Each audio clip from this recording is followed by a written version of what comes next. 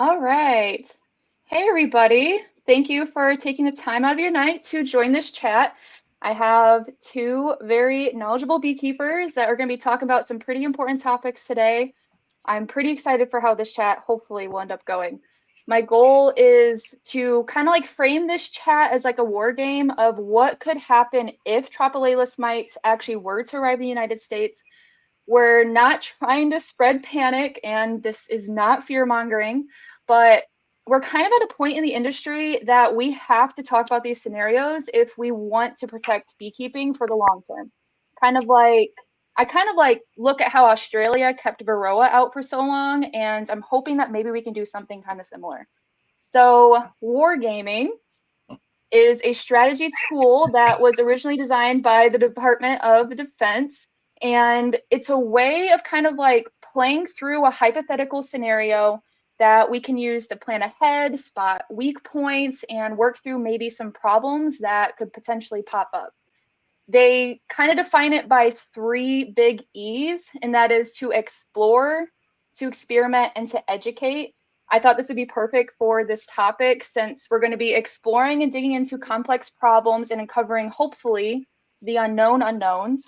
And through kind of like this experimental conversation, I guess you could say, of just anything can be said, anything is on the table, we can kind of work through the situation in a flexible, low risk scenario, kind of like you wouldn't really have in real life. And through education, hopefully, we can spread awareness of some of the problems that we do have and maybe find some solutions.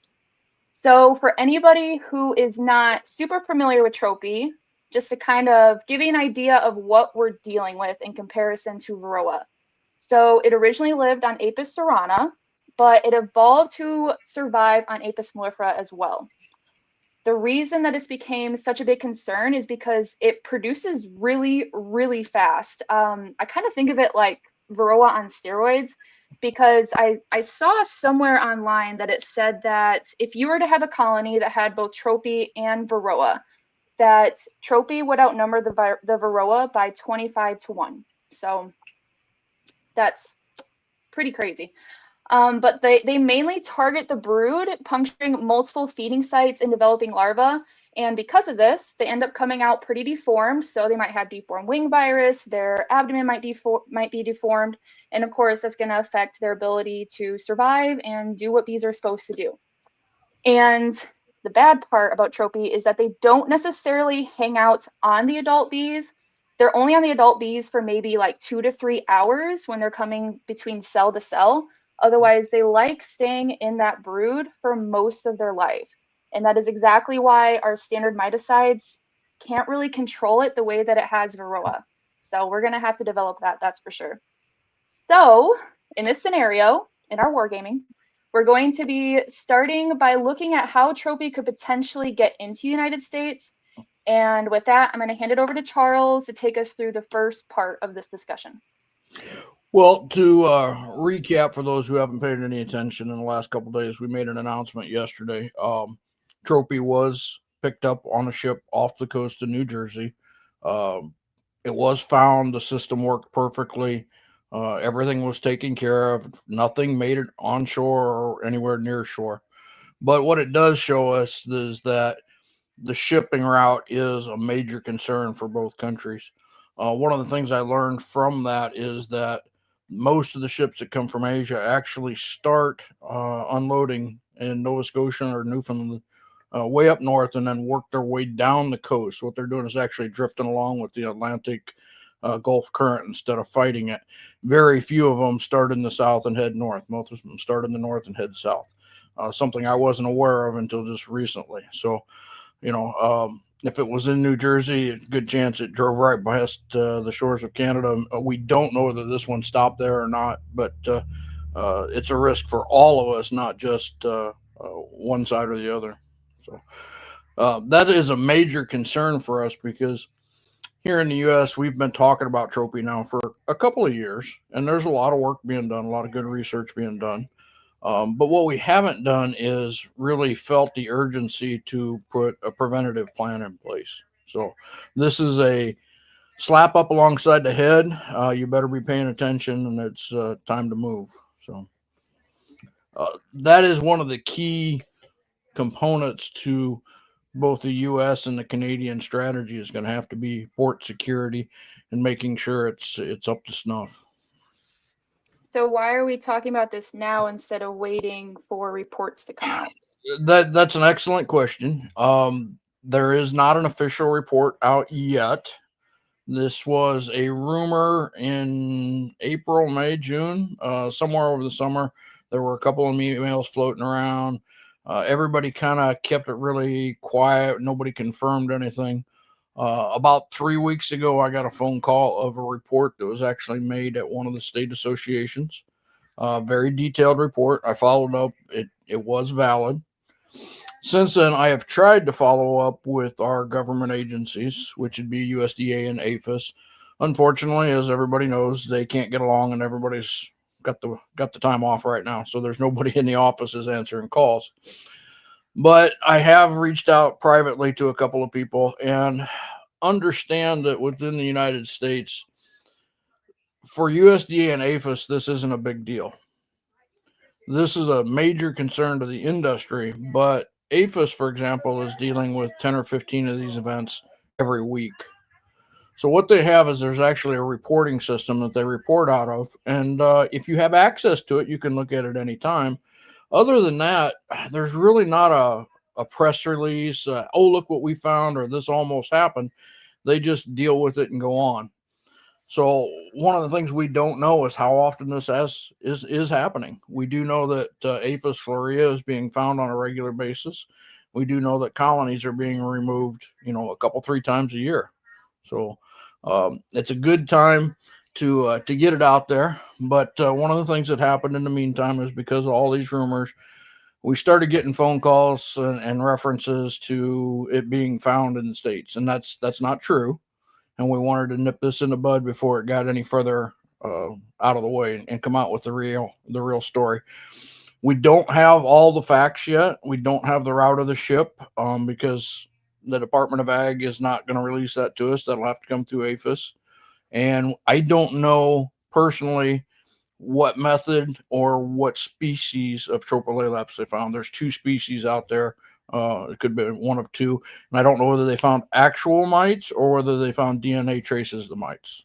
Those are both tests that they're currently using. So I hope to find that out fairly quickly, but we'll see. And for the purposes of a war game here or a discussion on it, it doesn't matter.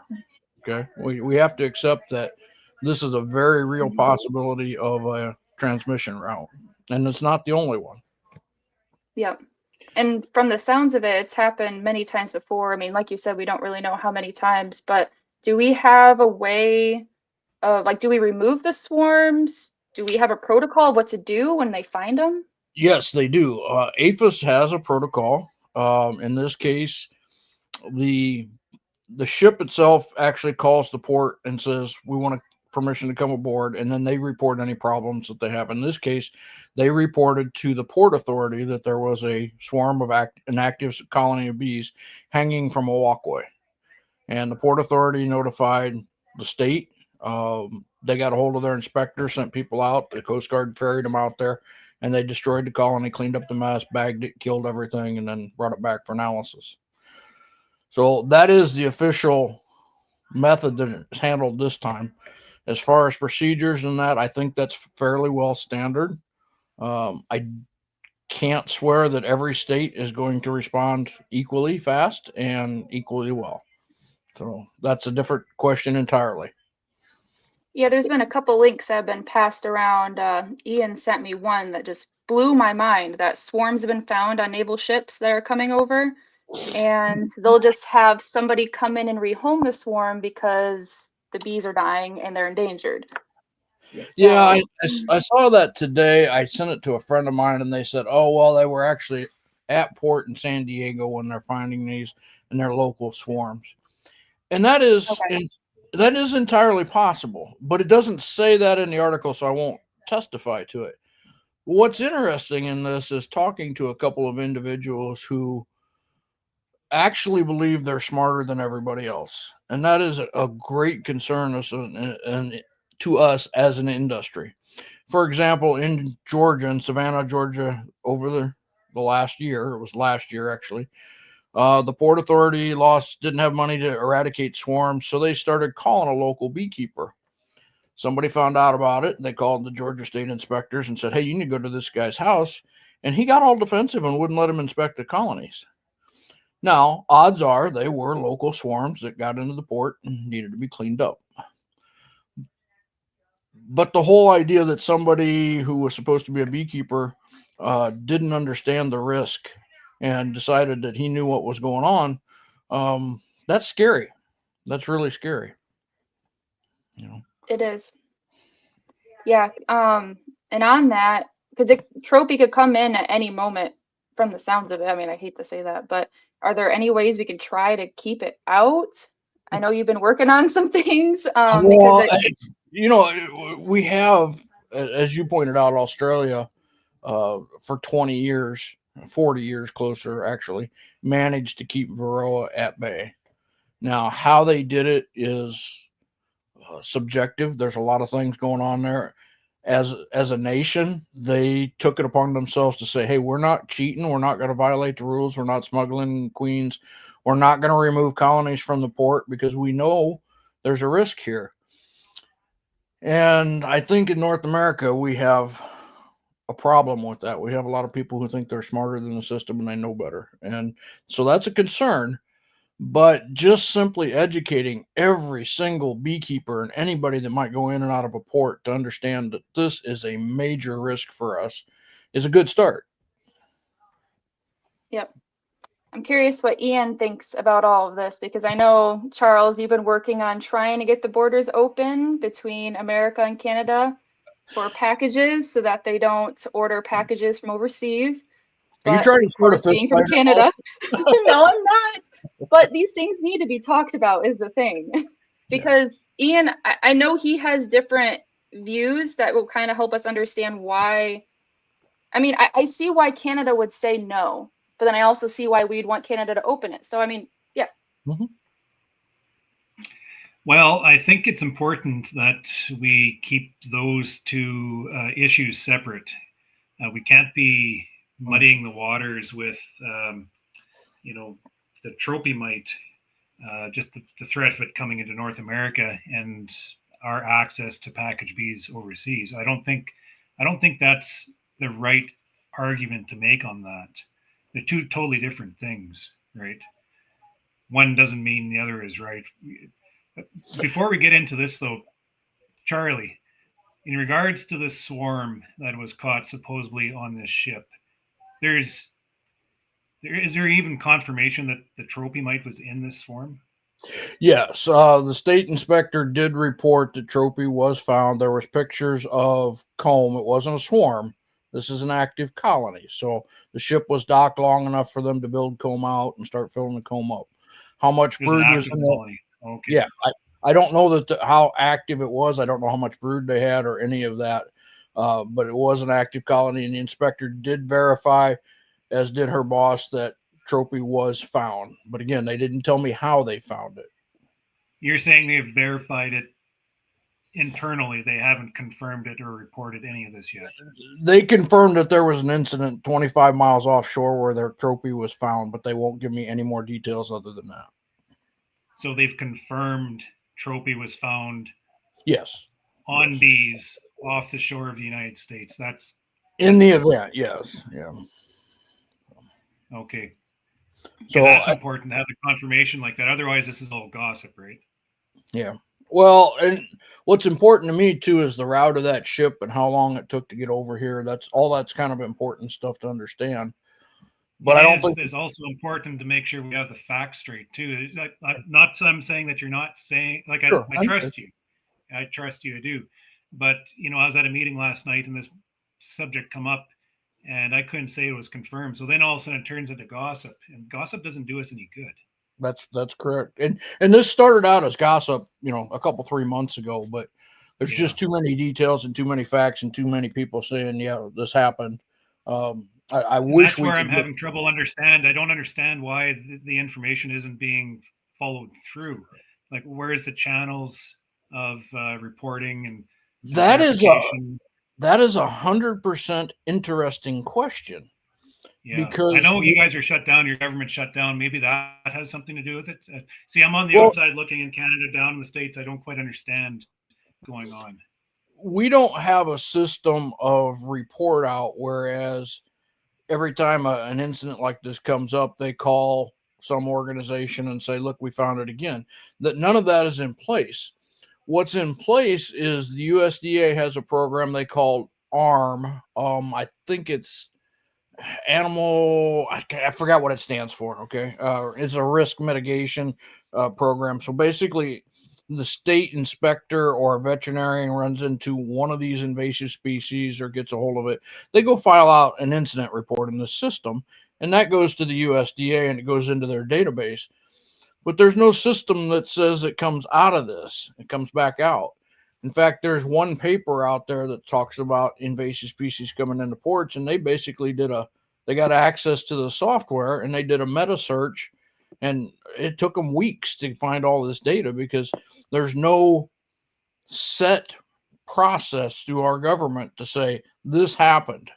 And here's the other question: who would they tell? That and this applies to screwworms. It applies to any invasive species. Spider and lanternfly, for example. Who do you call and say we found spider and lanternfly again? Okay, the local region is interested in it, but that's about it.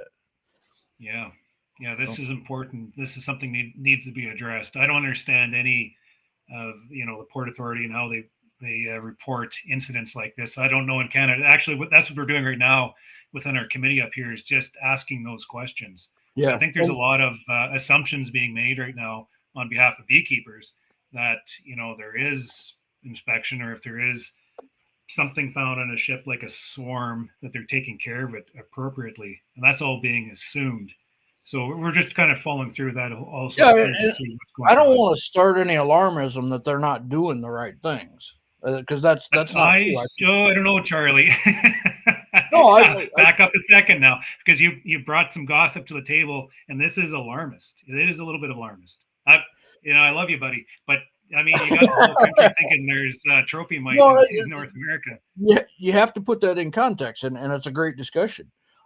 I don't think they're screwing up. I think they're doing the right things, and they're doing the right stuff on a regular basis. I don't think we know how often that happens, but you have to understand too that I spent my entire career in quality and manufacturing engineering. I understand that audits do not work, and that's what we're doing here. We're doing an audit system. As these boats come over, if somebody notices the defect, in this case a swarm or a colony, we take care of it. Anybody who does this quality on a regular basis will tell you that's the worst way in the world to control it. I promise you, for every one they find, there's a good chance there's another one nobody noticed. And that's the concerning part. That's the concerning part. Yeah, absolutely. Yeah. So was there a breakdown in the system? Like things aren't following through quick enough? Maybe it's not going to be reported. Like, is there a breakdown? Why now you have all this attention? So how come we're not hearing it through the authorities right now? You crack the whip. You think they would be following through with some verification on all this? That one concerns me. You said they have verified, though, it was Tropi mite found off the shore. That is documented, and Apiary Inspectors of America will have access to that information. Apiary inspectors are aware of it, but they are also officially waiting on a report from APHIS or USDA. So, they're limited. All of these government agencies right now are kind of in a cover their ass mode. They don't want to say anything out of turn. In fact, I didn't email it to you, but I looked up the rules for disclosing these issues today. In the rules, there's a 7-page document that talks about releasing information on these events. I'd look at that list and go, I'm just not going to say a word because I don't know if I complied with all 277 items or not. It's crazy. This is a good news story, if you ask me, because there's a protocol put in place.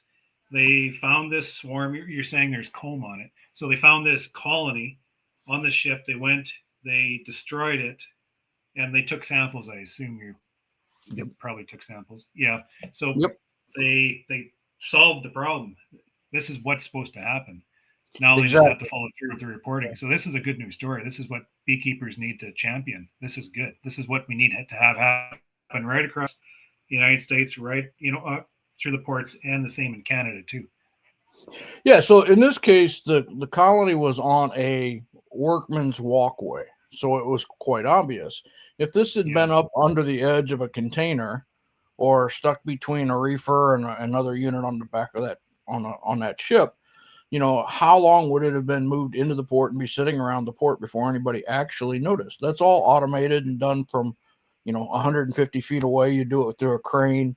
I've been to the ports. I know how they do that. So you may not even notice it. So one of the things we want to talk about is trying to make sure that every single person that ever goes into a port knows if you see bees, you need to call for help. They need to be exterminated. There's sure a lot of questions.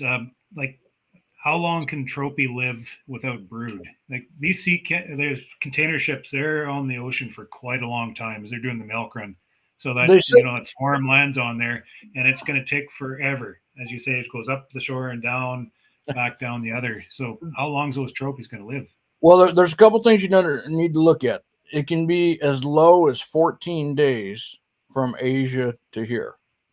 And of course, as Tropi moves closer, that time is going to drop. The closer we get to the North America, the less shipping time is going to be required to get them across the pond. But right now, from Southeast Asia to North America, their fastest that they'll guarantee is 14 days. Okay. So understand that. Typical they like to schedule is 18 to 21 days. Okay. So just understand that. Now, they say, and Jeff, if you go to Auburn, Jeff Williams, Jeff Pettis, and Pam, they all have more information on Tropi mites than I could ever digest. But Tropi living on adult bees is 4 to 5 days, except that one of those researchers is currently working on a paper, and as my understanding is, he has found that Tropi can live as long as 10 days on dead bees. The synopsis is maybe they can pull bodily fluids out of dead bees easier than they can live bees, and they're managing to live a little longer. Okay, and that's a no brood situation. That's kind of scary if you think about it, even from the package side. Well, yeah. Yeah. So it's interesting. One of the things Ian and I have had, traded emails and conversations before is trying to understand what's going to happen here when and if they get here. And I think that's a real legitimate discussion. I see this today on Facebook. A few of the people were commenting that, it's just another pest. We're going to be able to survive with it. I suppose you can take that perspective. If we look at Varroa, and if we say current losses in the United States and across Canada are in the 40% range, and I think that's being generous at the moment, that's concerning because the experts, the guys who really have been there and seen this, are telling us that Tropi is worse than Varroa. So we're at 40% losses now. Can we take another blow like this? And that's an interesting question. Blake had some thoughts yesterday. Maybe we can. I don't know. Yeah, but it'd be nice not to, right? It'd be nice to delay the introduction of this pest into our industry as long as we can, because we don't want another pest to fight. So preventative measures is something that we need to focus in on. On your question earlier, Emily, about package bees, there's a lot of attention directed towards Canada right now in regards to our access to package bees from New Zealand and Australia and through Italy as a possible vector of the Tropi coming into North America. And it's a solid argument. Absolutely is. I mean, if there's going to be a pest moved from one country to the next, it's going to be on bees, and we're moving the bees. I'm going to talk a little bit for a second, if I could, Ian, here in defense of the package producers, because wherever they're at, it's really hard to shake good packages or decent packages out of sick bees. So that works in our favor. And then you have beekeepers who are inspecting bees on a regular basis, so that works in our favor. But unfortunately, like it or not, well, that's what I was going to say exactly. Like these operations are being monitored. There's health certificates given and everything like that. So there's the chance of it happening through the package bees. I understand that, but I think there's a greater chance of the spread of this pest, just like other pests have been, through illegal trade of bees, something that's not regulated, or through ocean freight, like what we were talking about earlier in this. So there's my injection into the conversation a little while ago, just pushing back on the whole notion about Canada being a threat to North America. I'm just like, well, wait a minute here. In Canada, we're looking at the United States as being the threat because there's a lot of trade going on. And if the pest does land, let's say in Florida, let's just hypothetical. We're wargaming, right, Emily? This is what we do. Yep. So if hypothetically it lands in Florida, what is the American beekeeping industry going to do to respond to that? And are you guys going to be able to put a lid on that entire migratory industry that you have? Can you stop it in mid? Can you stop that machine and stop that pest from cycling through the entire country? Are you going to have people comply with government restriction and authority? Are you going to be able to stop that spread? And from Florida to California, we have 1 million colonies parked just 20 miles south of me in North Dakota. That puts a big risk on my operation that, the spread of Tropi could be coming from the States into Canada, right? So there's two ways to look at this whole situation. And I think there's a lot of attention being put towards Canada that is quite unfair. Well, if that's the impression, I want to back that up, because the reality is, I think mathematically it's probably about the same. You guys have 570 ports. We have 360. Mexico has another 161. And then there's Mexico. Absolutely yes. Right. Like, where's Mexico in this equation? Whole other battle. So we look at packages. I know you guys have a wall up. I guess you don't allow. We've been trying to do that. You don't let us put the wall up. But you guys pull in 20 to 30,000 packages a year. So that's 20 to 30,000 potential inflections. That's about the same amount as we have from boats. There's about 20,000 container ships and ships brought in from Southeast Asia and what I'm going to call Eastern Europe at the moment that are docking. So as far as I can see, it's a kind of a wash. It can happen any particular way. We don't know which way. I think ships are probably a higher risk than packages. I would agree with that with all along. I wouldn't. I'm not saying you guys are our only risk by any stretch of the imagination. To your point, to your question, that is one of the problems that we're trying to address at the moment.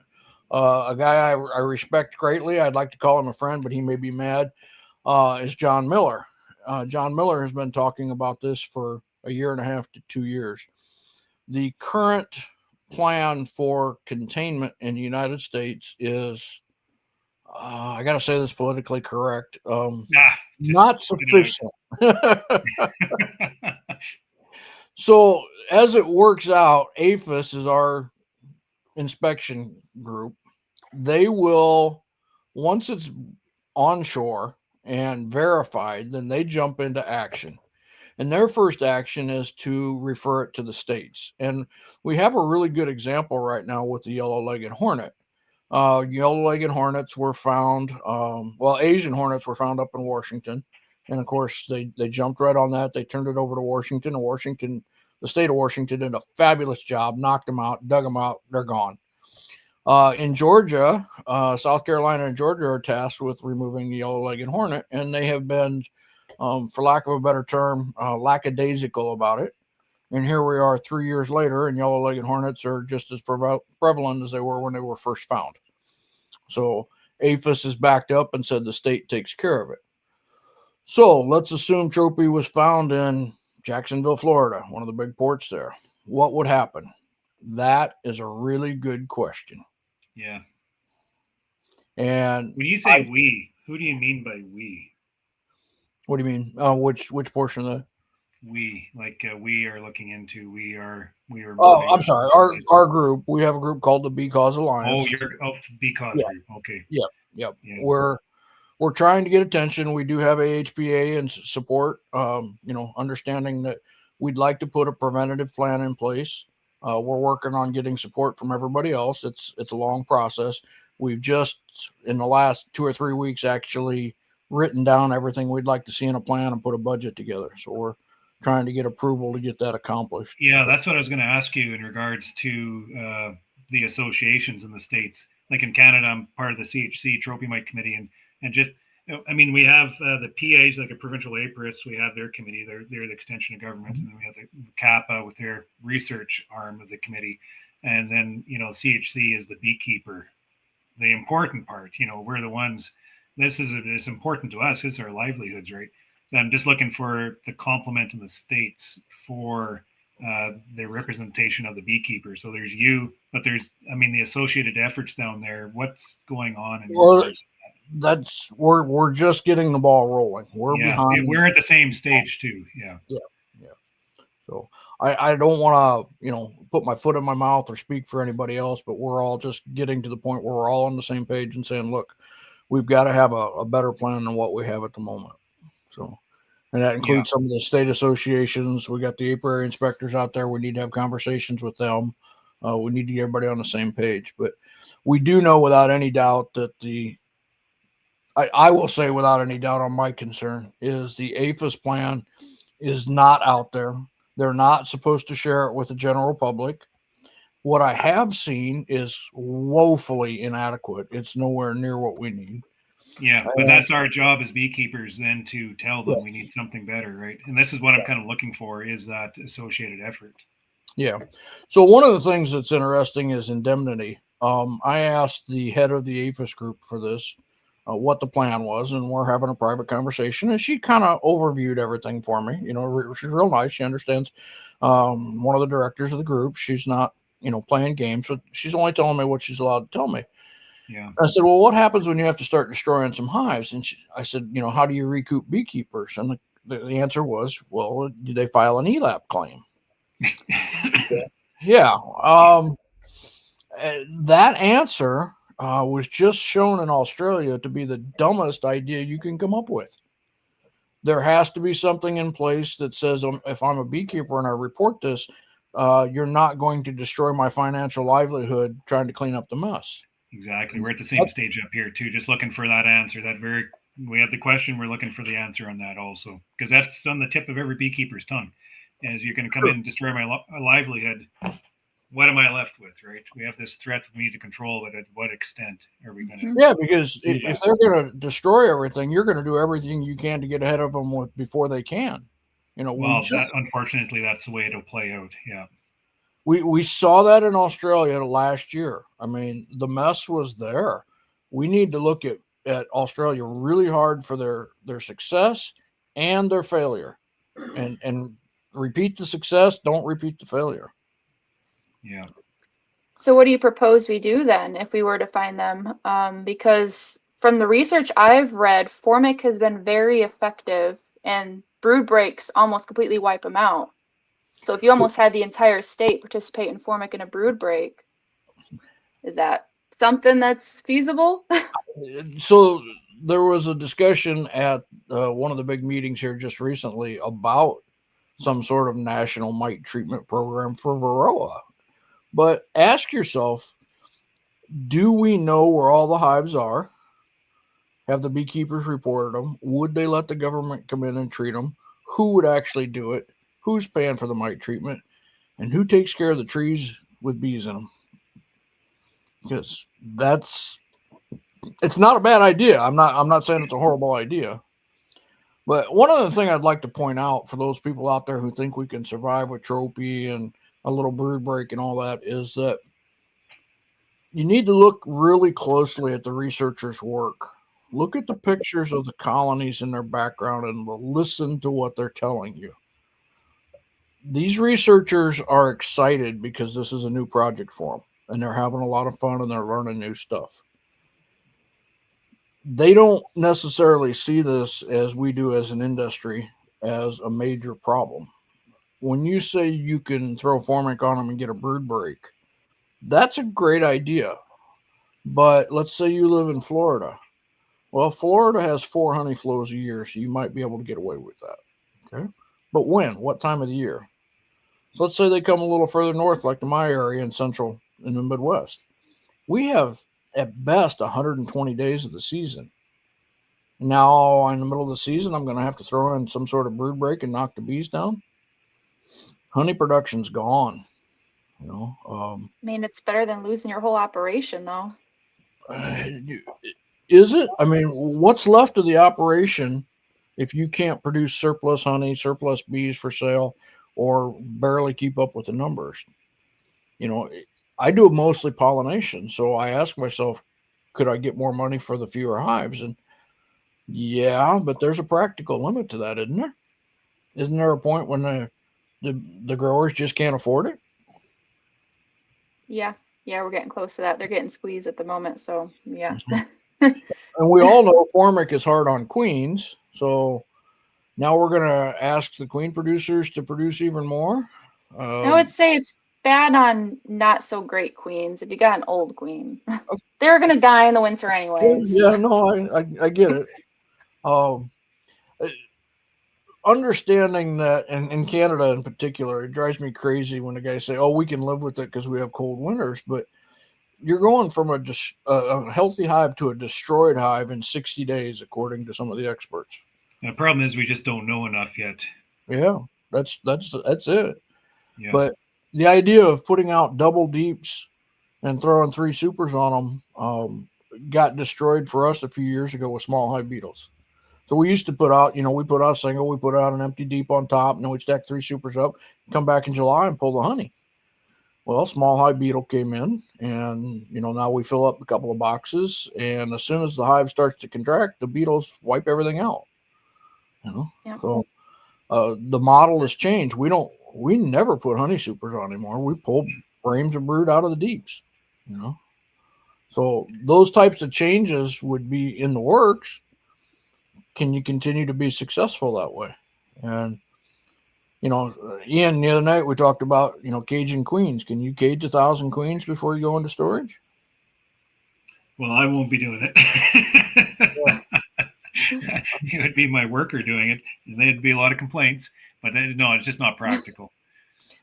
Yeah, and that's the thing. Well, I mean, there is a matter of survival. If it means that we're going to survive from year to year, and if that's something that works, then we'll do it. That's just all there is to it. Look at the amount of treatments we're putting in our colonies right now for the Varroa mite. I mean, I might as well hire a full-time person just to make rounds of treatment just to control this mite. And we're doing it because we have to do it. It's just it's dictated to us. We don't want to do it. That's the point. We want to prevent this pest from coming in so we don't have to deal with this situation. Yeah. That's the whole point. Yeah. Because we will adapt. I mean, that's all there is to it. I'm building an expansion on this honey house. The pest comes in, I'm just going to learn how to deal with it. I mean, there has to be a way to deal with it. We're doing it with the mite. We're doing it with the tracheal mite, the Varroa mite. We're doing it with the nosema, all these virus infections we have.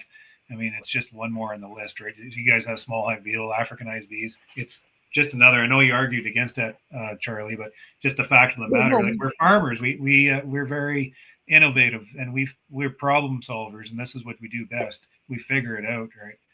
But we need knowledge to be able to do that, and we need experiences to do that. And there's a lot of research going on within the academic community that is giving us some insight on some of that. But when it comes down to it, it's just basically, the grind. Once we get it, we figure it out. That's how we figure it out. I expect that once they hit here, what we would see is waves of it, where you may have a season or two where they just keep wiping you out and you can't get ahead of them. And then finally you get them cleared up a little bit. And then, they're out of your region because they've cleaned up all the hives around you. And now for a little while you can run fairly decently. That's what I kind of expect to see, but that's without movement. That's without the trips to almonds and the blueberries. And Blake said the other night when I was talking to him privately, he said, this is the first new invasive species since we really became migratory pollinators here in the U.S. And he's kind of right. I understood what he was saying is that in 1990s we weren't all going to California for almonds. The almonds grew up. Blueberries have changed. Cranberries have changed. They're putting more bees on all of the crops out there. So, and now because honey prices are low, there's not as many small local beekeepers, and more of us on the bigger side are traveling the country. Yeah. So how would we? Or just a minute, Emily. I'm getting cold. I got to get back to the combine. I've given up my time.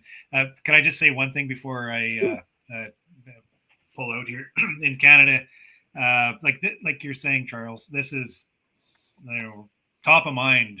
Last year it wasn't quite top of mind. Like, this is fresh. We're just getting into trying to make sure everything's working the way we need it to work. We're looking at the port authorities, making sure that what we think is going to happen or should be happening is actually happening.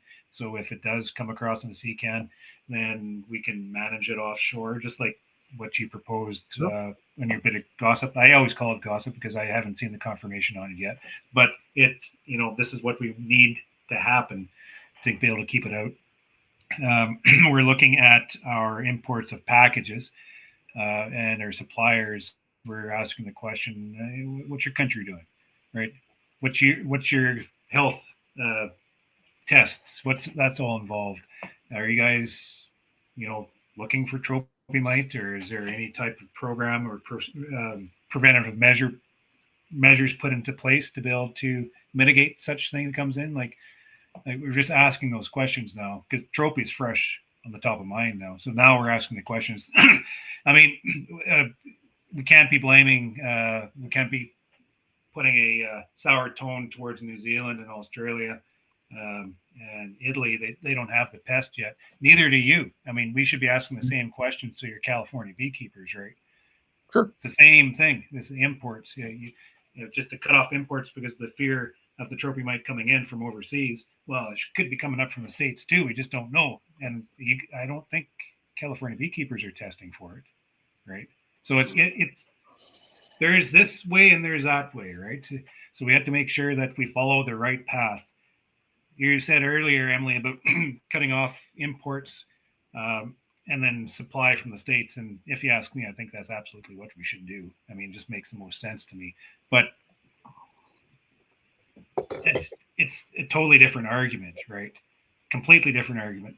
And the problem that's happening in Canada with this argument is it's turning political, right? You have the anti-American package people, and then you have the pro-package people. And the pro-package people are using this argument, and the anti-package people are saying, well, screw you.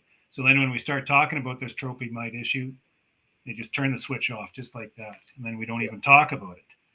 And that's not good. That's not good at all. We have to separate the issues completely if we want to address this issue of the invasive pest coming into North America.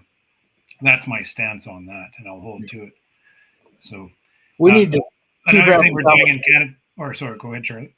We need to keep having conversations, guys like you and I, and this back and forth about what we are doing at the ports on each side, so that we're on the same page. If you guys think of something or we think of something you don't think of, everything's covered. So exactly. These conversations are important.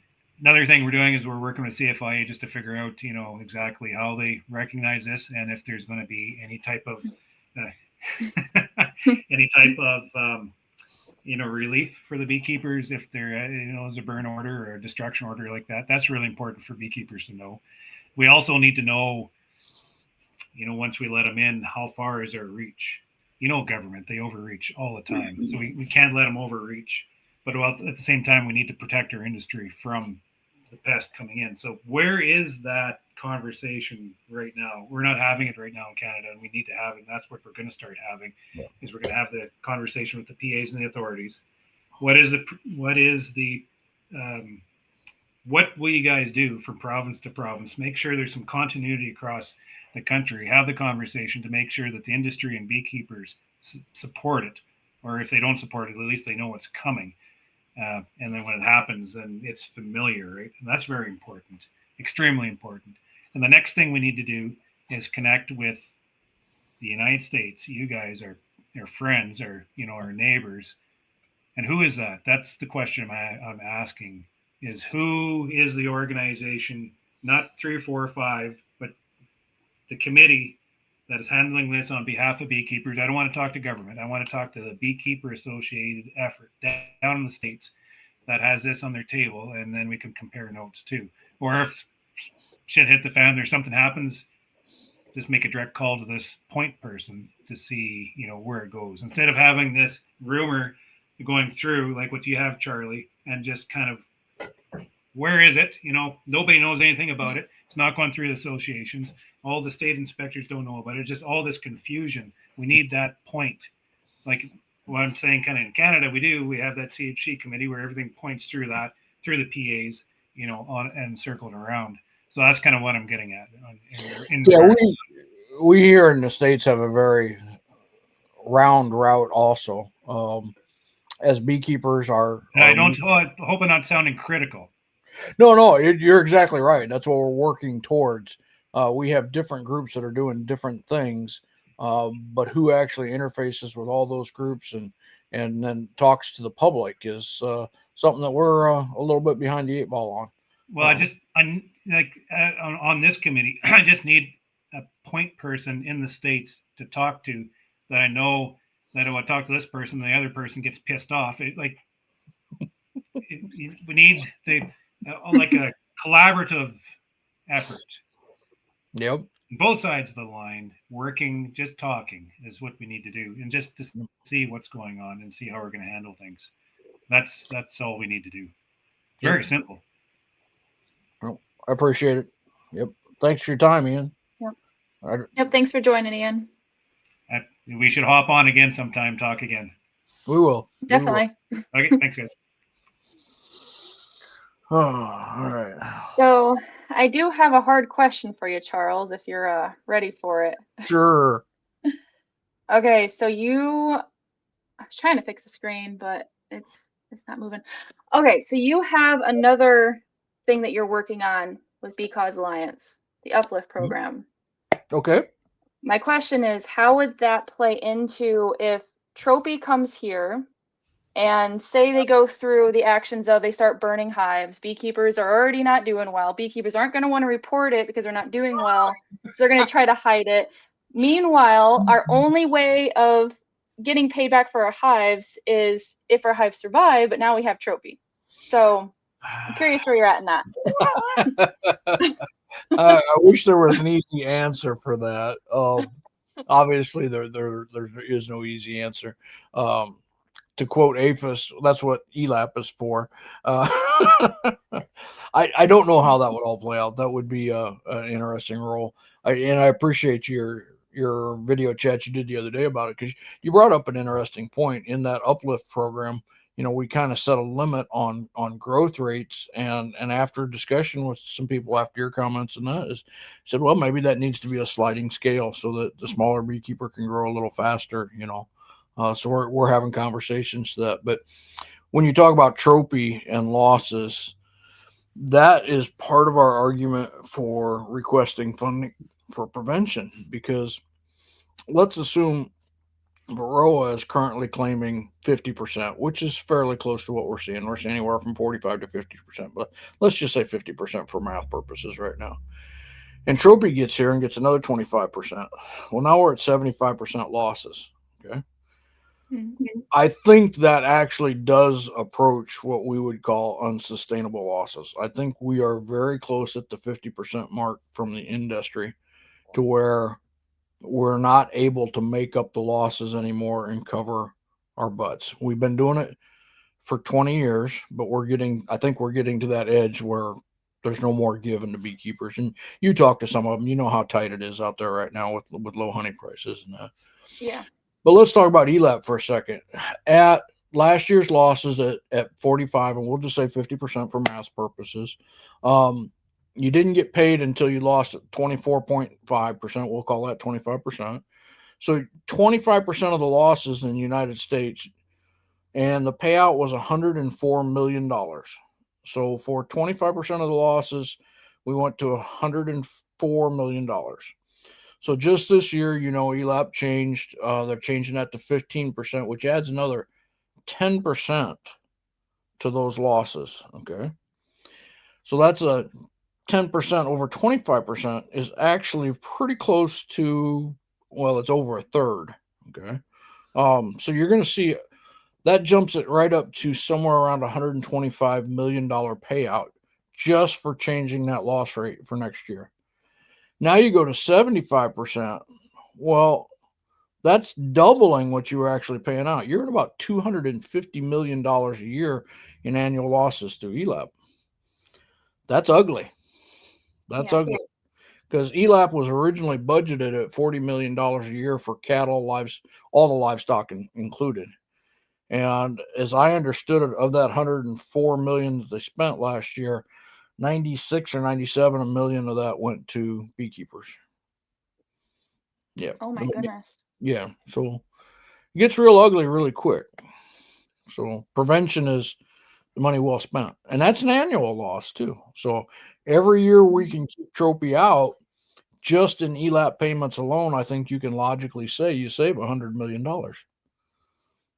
Is the ELAP program able to be bankrupt? Just curious. No, that's not the way the system works. ELAP is a program that is approved through the Farm Bill, through FSA, that there will be an ELAP program. And then there's a separate bank account that's responsible for funding it. So it can't really be bankrupted, but we saw it this year. The budget was $40 million. And then when that bill came in, they didn't have the $103 million.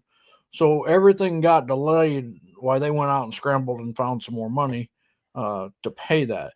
They didn't cancel it. There was no intention of canceling it, and they weren't questioning anything. They just didn't have the money to do the payout. So it took them a little while to scramble that again. So it's real nebulous in my mind how that actually works, but it's not one set bucket of money and that's it. So they basically go to the bank and borrow more. That said, I suspect there's going to be a point when they start asking really hard questions and say, is this the right program? Is this the right way to handle this? So we'll see. I hope not. I mean, right now there's a whole lot of beekeepers that are using it and needing it. So yeah, the industry seems to be relying on it for the most part. It's difficult. It's a complicated system, and if you start talking to people who use it throughout the United States right now, beekeepers some of them have no problem. Their local FSA offices are really easy to work with and good to work with, and other people are struggling. Their FSA office doesn't understand bees, and they don't want to be helpful, for lack of a better description. One of the guys I was talking to, his local FSA agent said that, well, you're going to have to hire a third-party company to come in and move all your bees every time and document them for them. I was like, what? What? Yeah, they're just kind of making up rules as they go along. So,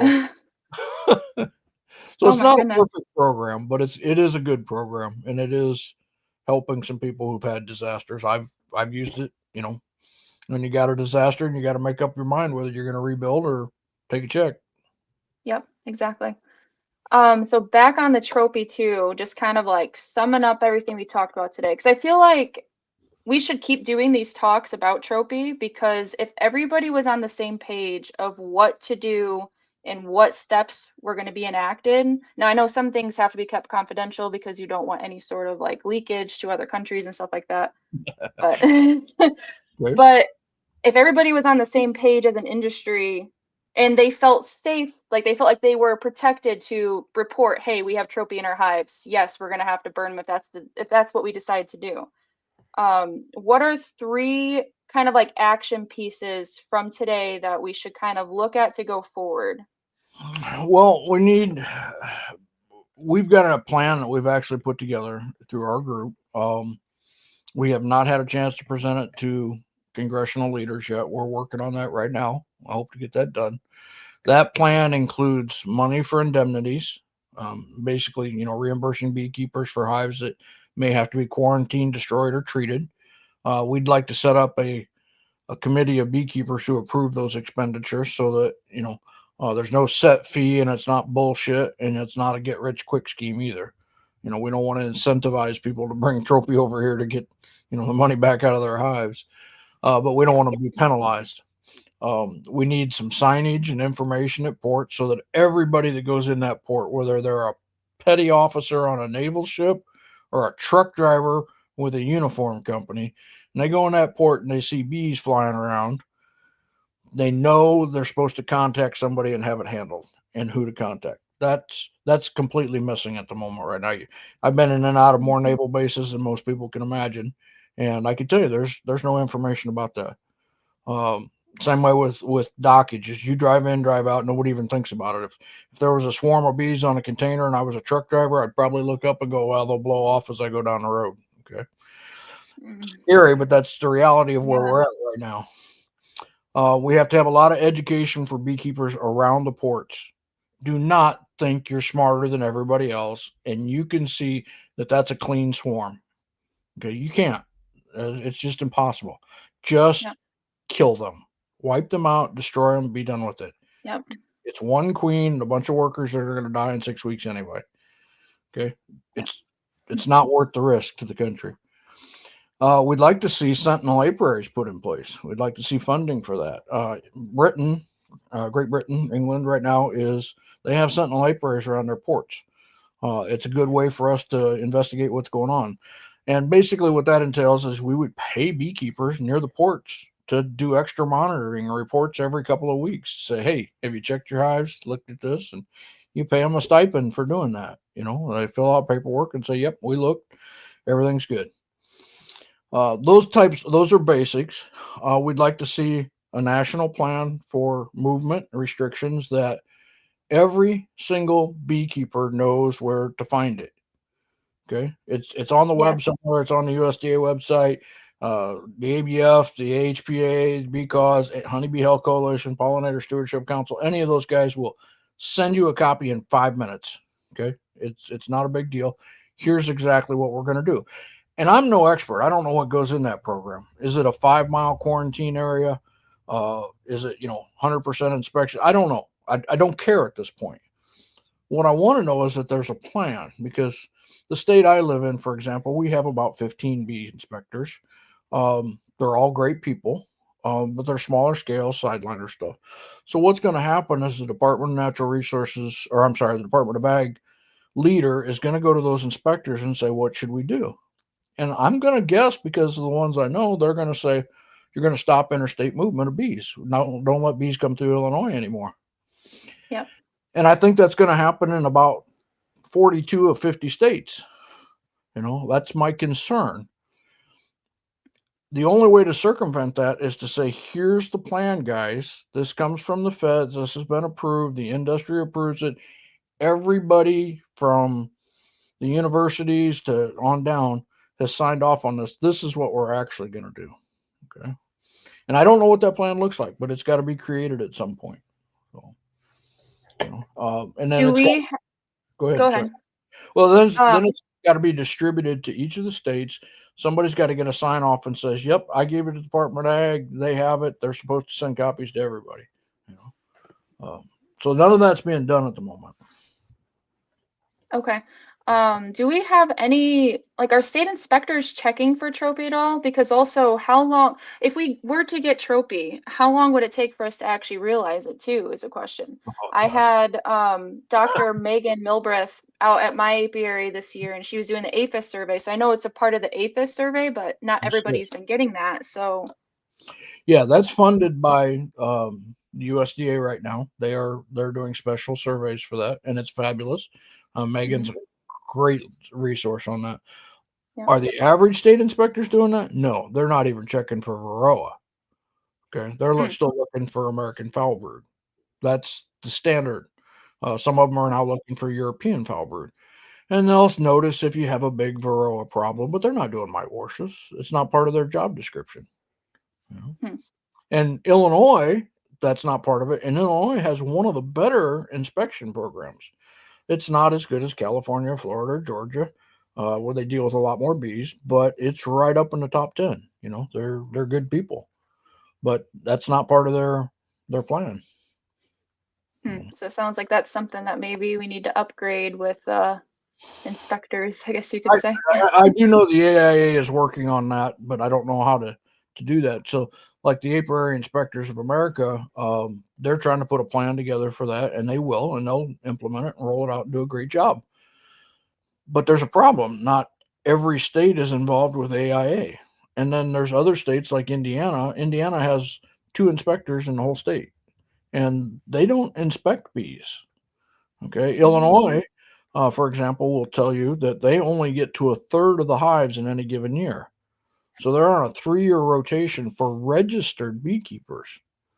So there's really, I don't even know if there's any states out there that have enough inspectors to do a decent job of this. So it is going to fall on the beekeepers in the end. Yeah. So. Well, I guess, so what can we do after hearing all of this for somebody who maybe wants to try to help with this? I got a friend who says either give me your money or give me your time, one of the two. But bottom line is, get involved with AHPA, ABF, or BCause, any of the associations. Make them know why you're getting involved. Say, hey, I'm really concerned about this Tropi thing. I need you guys to get on top of this. Even your state associations, get involved with them. Send them your money or give them your time, one of the two. I'm supposed to stand up here and say, pick our group, it's the best, yada, yada, yada, but I'm not very good at that. I want us to get involved and do something. There's one other thing you need to understand. I don't know how much it's being talked about, but, Appomondia was this year. One of the events that was unfortunate was that there was a booth that was selling queens in Appomondia. And full credit to the guys who run Appomondia. As soon as they found out about it, they shut it down.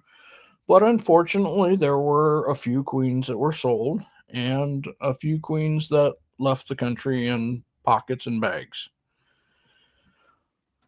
I don't know where all of them went, but I do know where a couple of them landed, and it's unfortunate. They are in North America. The damage is done, but we've got to get as an industry to the point where we're shaming anybody we know that does that kind of thing. How do they get to the point where not being anti-Tropi or saying, yes, I think it's okay to pick up a swarm from a report gets you scorned and kicked out of the bar on Tuesday night?